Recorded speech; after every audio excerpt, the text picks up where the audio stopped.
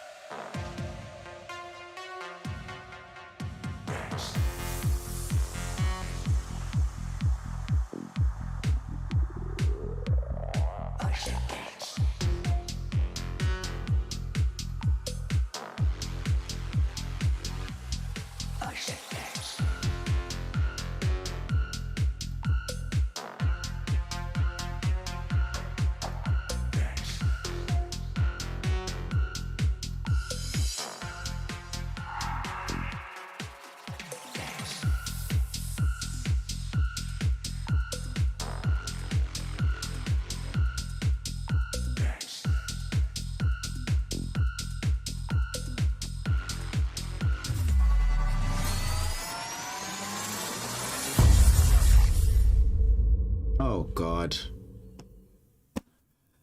Ladies, gentlemen, and my NB comrades, looks like we are going to be having some connecting issues, but hopefully this lag goes away. I really don't want to have to downscale to 720, but for some reason, we are having some jitters on the stream. Also, because of the fact, right? Because of the fact, the very real fact, right? This is real shit right here. All right, don't want to have to downscale. Feels bad. It is what it is. So I couldn't get us a link inside the game, unfortunately, today. So we're gonna have to watching this off of stream. Let me know if the quality is too low for y'all. It's acceptable. We can live. We can live like this. We can survive. We can take it easy. So how y'all doing? It's your boy here. But I'll be honest with y'all and say that this is kind of shit. So, you know, we might have to go. Yeah, we might have to go over to like. I might have to host somebody else, honestly. Like the way things are looking right now. Because as you can see, Twitch is being a bit shit. Hey, D! Legendary D. What a boss. Shout out to you, fam. So I'm streaming. We're stealing a little bit off of the streams. Unfortunately, I'm not able to get into the game today, which is a bit of a problem. But we are gonna make a way to make this happen, you know. So what's up, y'all? Let's go. Vici playing on Dire side. We've got ourselves IG on the Radiant. So... this is entertaining and this is interesting, right? Because we also know that both of these teams, having already qualified for TI, there's not that much to play for except for practice and the pride of being, hey, we won a tournament right before TI, right? That's always nice to build up some of that momentum. So I'm hoping, and we'll see if that's going to allow us to have more entertaining games, especially with both of the... Oh my god. All right, I'm gonna have to try and find like a Doyu stream or something. All right, let's go back to Doyu. God. It was working literally seconds ago before I went live. It was working properly. Ain't this a bitch? So let's pause there. Let's snipe from Doyo. This is so freaking annoying, man. This is so freaking annoying. Dumbest shit in the world. The thing is, you can see the quality of the Doyo stream is kind of shit. Like, yeah, it's not the best, eh? Not really the best. Where is that thing to turn off the chat? Yeah. So it is what it is. Yeah, well, I suppose if Twitch is gonna fuck with us, right, might as well go to Doyo. So anyway, given the heroes that are involved in the game so far, the interesting and entertaining thing is definitely going to be exactly how these two teams are going to match up in terms of who's actually playing seriously. I think that's going to be the thing that determines iLeague for the most part. Whichever team is deciding to play Dota. For example, yesterday we saw PSG LGD past a certain point. They did decide, whatever, who really cares. So between these two teams, IG has certainly been the team more prone to fall into that kind of behavior. However, it's gotten them into trouble in recent months. So let's hope that that predilection is not going to be affecting them today. As we look at the draft, first pick puck overall in the game was responded to by Vici. On the other side, going in for the pick of the DK, get ourselves a Hoodwink as well. Let's actually skip the first three heroes and just talk about these carry matchups. Arc Warden versus Medusa. The thing about this matchup, right, whenever I see the Arc Warden versus Medusa, this like ultra late game type of situation, we know the game is going to go super late, and what ends up determining who wins, it becomes less and less about the individual carries matching up against each other directly, but more about which one of them can kill everyone on the other team faster. So Arc Warden can definitely deal with and affect Lion, the DK, Hoodwink as well. You know, there are Blink Daggers available eventually for both Lion and the DK, eventually able to close the gap onto the Arc Warden. However, Medusa doesn't present nearly the same threat level to the Puck, Phoenix, and Timbersaw in the same way that Arc Warden presents threat to Lion, Hoodwink, and DK, even if those heroes have Blink Daggers to close the gap onto him. Especially when you have heroes like the Puck to set up not just for the damage from the Arc Warden, but also for the Supernova right behind them. It can have a pretty big impact. Excuse me. For the most part, IG, their team fight is much better than the side of Vici Gaming. Although Vici has really cool ability to control one target ad infinitum effectively. If you get caught by any of these stuns, you just stay chain disabled. Like, their single target is pretty bonkers. even for a hero like Puck, if you ever get hexed, Dragon Tail stunned, Earth Spiked, or Bushwhacked, all the other spells are soon to follow. The delay, as far as I understand it, right, this is directly from the Chinese stream. So there's actually a way to figure out the delay, right? So somebody do this, right? So this is from the Chinese stream directly. Somebody quickly go to BTS, because I know they're actually in the lobby today. So go to BTS, right? Check out their stream. See who on the BTS stream, like see what the time is basically in the draft. And then you can adjudicate from there how delayed this stream is basically.